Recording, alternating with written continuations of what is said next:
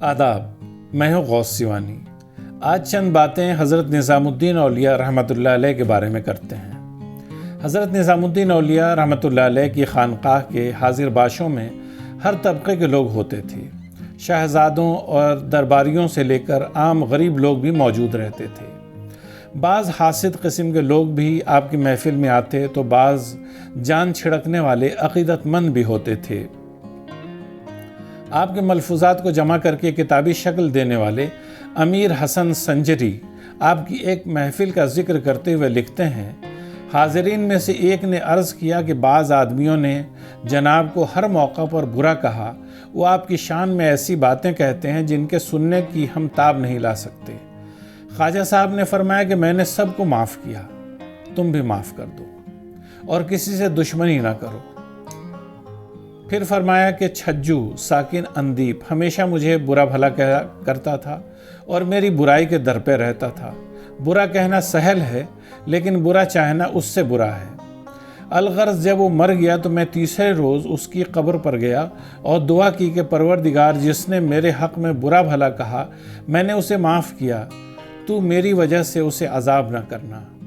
اس بارے میں فرمایا کہ اگر دو شخصوں کے مابین رنجش ہو تو دور کر لینی چاہیے۔ اگر ایک شخص دور کر دے گا تو دوسرے کی طرف سے کم تکلیف ہوگی۔ یہ بات فوائد الفواد جلد 3 مجلس 5 میں درج ہے۔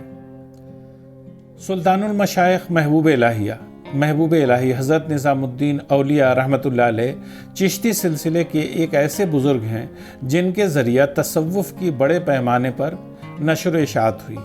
آپ نے اپنی زندگی کے بیشتر ایام دلی میں گزارے اور یہی آپ کی آخری آرام گاہ بھی ہے۔ آپ کے آبا و اجداد، آپ کے خاندان کے لوگ بخارا کے رہنے والے تھے۔ یہ شہر سینٹرل ایشیا میں ہے اور ماضی میں یہ علم و فن اور اسلامی تہذیب و تمدن کا گہوارہ رہا ہے۔ اس کی خاک سے بڑے بڑے علماء مشائخ اٹھے جنہوں نے ایک عالم کو فیض یاب کیا۔ نظام الدین اولیاء رحمۃ اللہ علیہ کے اجداد ہندوستان میں بدایوں میں قیام کرتے تھے۔ یہیں محبوب الہی کی پیدائش بھی ہوئی۔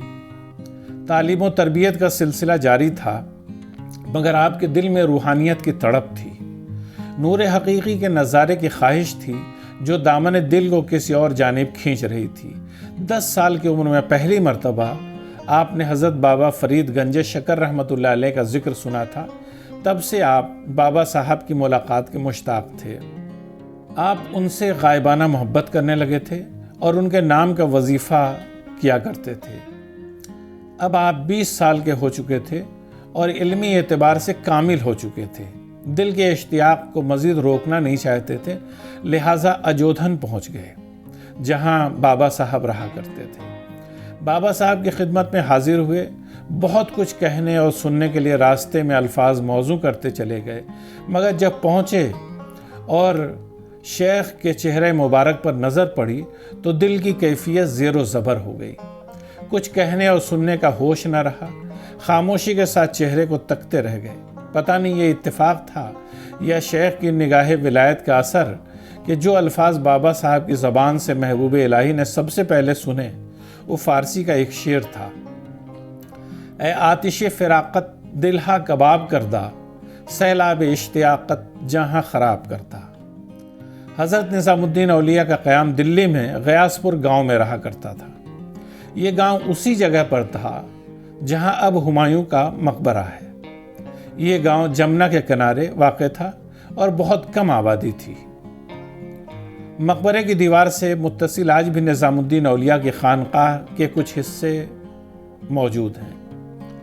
یہیں سے سلطان المشائخ سوشل ورک کرتے تھے اور لوگوں کی ہدایت و رہنمائی کے لیے کام کرتے تھے۔ خانقاہ میں 65 سال سے زیادہ نظام الدین اولیاء نے بتائے اور یہیں انتقال فرمایا۔ آج جس مقام پر درگاہ ہے وہاں نظام الدین اولیاء کا آنا جانا رہتا تھا، مگر کبھی وہاں پہ مستقل طور پہ قیام نہیں رہا۔ فی الحال یہیں تک، پھر ملاقات ہوگی، تب تک کے لیے اجازت دیجیے۔ خدا حافظ۔